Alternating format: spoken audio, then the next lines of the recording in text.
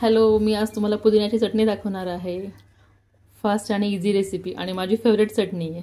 आहा, ताजा ताजा पुदिना, त्याचा किती सुंदर आणि छान वास येतो.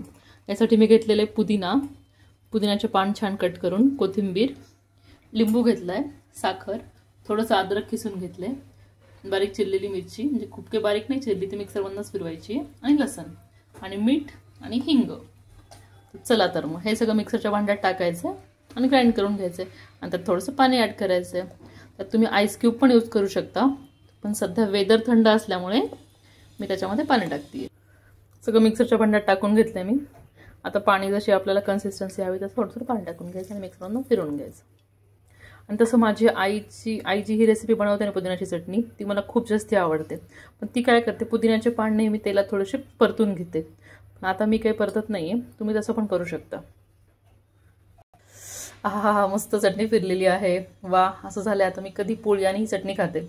आता मस्त मी ह्या बाउलमध्ये ती ट्रान्सफर करते. मी गॅसवरती थोडंसं तेल ठेवले गरम करण्यासाठी आणि त्याच्यामध्ये मी जिरे आणि मोहरी टाकून त्याची फोडणी करून घेणार आहे. हे बघ, चटणी मस्त चटणी बनली. वाव. त्यात तुम्ही थोडीशी घट्ट पण करू शकता, थोडं त्यात पाणी कमी टाकायचं, थोडीशी पातळ केली आहे.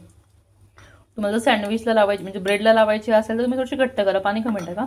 आणि आता मी मस्त फोडणी केलेली आहे. वा वा, आहा, छान तडका मारून घेतलेला आहे. वा, अति सुंदर. कुठलीही चटणी, कोशिंबीर, सॅलेड हे सगळं जिरे आणि मोहरीच्या फोडणीशिवाय इनकम्प्लीट आहे. जिरे याच्यामध्ये मी तेल गरम केलं, त्यात थोडंसं जिरं, थोडीशी मोहरी आणि थोडा हिंग टाकला. तर अशी ही चटणी तुम्ही पण ट्राय करून बघा. सिंपल, लवकर होणारी, हार्डली 5 मिनिट लागले त्याला.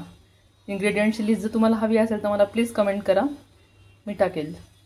जर तुम्हाला माझा चॅनल आवडला असेल तर please like, share and subscribe my channel. Bye bye, thank you.